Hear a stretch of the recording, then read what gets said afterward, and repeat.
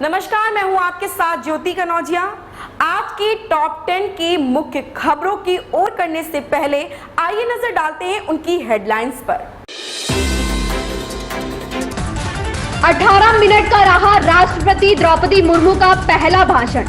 168 दिन बाद संक्रमण दर 7% के पार। राष्ट्रपति मुर्मू का पहला संबोधन। जटाजूट की नगरी काशी में उत्साह अपार। साल में केवल एक बार होगा दिल्ली में नगर निगम के शिक्षकों का तबादला। उद्धव गुट पहुंचा सुप्रीम कोर्ट। मुख्तार अंसारी के बेटे अब्बास की तलाश में कई जगह छापेमारी।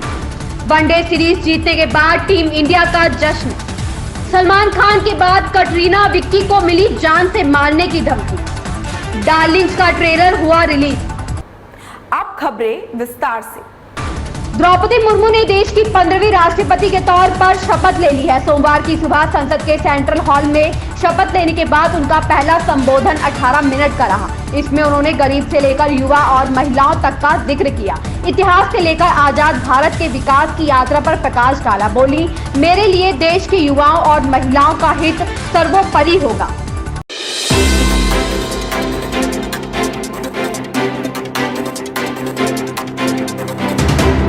देश में कोरोना संक्रमण के मामलों में उतार चढ़ाव जारी है। केंद्रीय स्वास्थ्य मंत्रालय की रिपोर्ट के मुताबिक देश में आज 16,866 मामले सामने आए हैं। रिपोर्ट के मुताबिक देश में 168 दिनों बाद संक्रमण दर 7% के पार जा चुकी है। स्वास्थ्य मंत्रालय के मुताबिक दैनिक सकारात्मकता दर 7.3% दर्ज की गई है।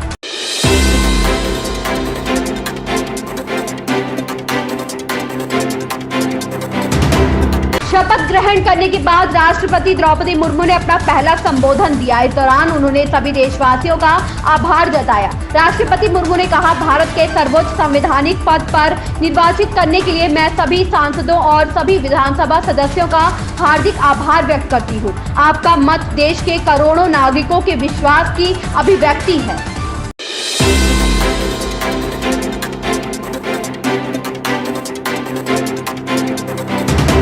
रिमझिम फुहारों के बीच सावन के दूसरे सोमवार पर जटाजूट, भूत भावन, राजराजेश्वर, काशी पुराधीप्ति की नगरी में अपार उत्साह है। बाबा विश्वनाथ के जलाभिषेक दर्शन पूजन के लिए आधी रात से ही अनवरत कतार लगी है। बाबा विश्वनाथ के गर्भगृह से गंगा के तट तक बोल बम और हर हर महादेव के जयकारे गूंज रहे हैं। कांवरियों से हर कोना केसरिया नजर आ रहा है।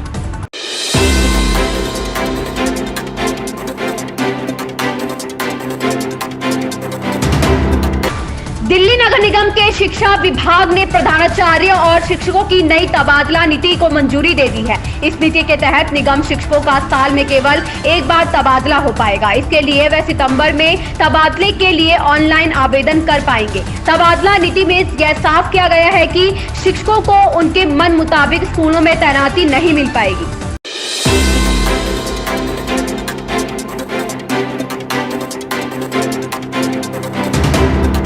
शिवसेना पर अधिकारी की जंग को लेकर उद्धव गुट एक बार फिर से सुप्रीम कोर्ट पहुंच गया है। अब उद्धव ठाकरे गुट ने चुनाव आयोग की कार्यवाही पर रोक लगाने की मांग की है। दरअसल शिवसेना पर अधिकार को लेकर चुनाव आयोग ने दोनों गुटों को 8 अगस्त तक का समय दिया है। दोनों गुटों को अपना अपना दावा साबित करने को कहा गया है।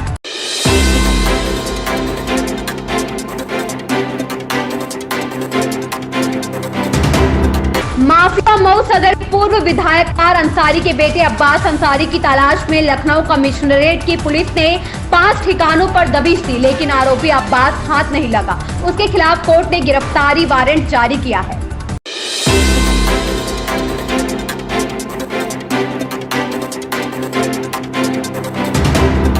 भारतीय टीम ने 3 मैचों की वनडे सीरीज के शुरुआती 2 मैच जीतकर अजेय बढ़त बना ली है। दूसरा मैच जीतने के साथ ही भारत ने सीरीज भी अपने नाम कर ली है और खिलाड़ियों ने खास अंदाज से इस जीत का जश्न मनाया।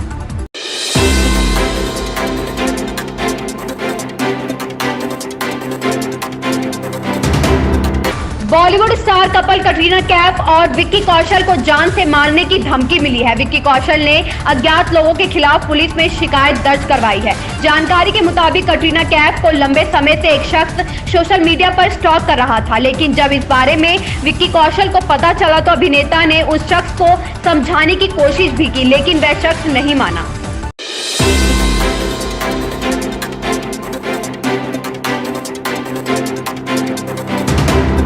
अभिनेत्री आलिया भट्ट के प्रोडक्शन हाउस की पहली फिल्म डार्लिंग्स का ट्रेलर रिलीज हो गया है। यह फिल्म 5 अगस्त को नेटफ्लिक्स पर रिलीज होगी। ट्रेलर में आलिया दमदार अंदाज में नजर आई है।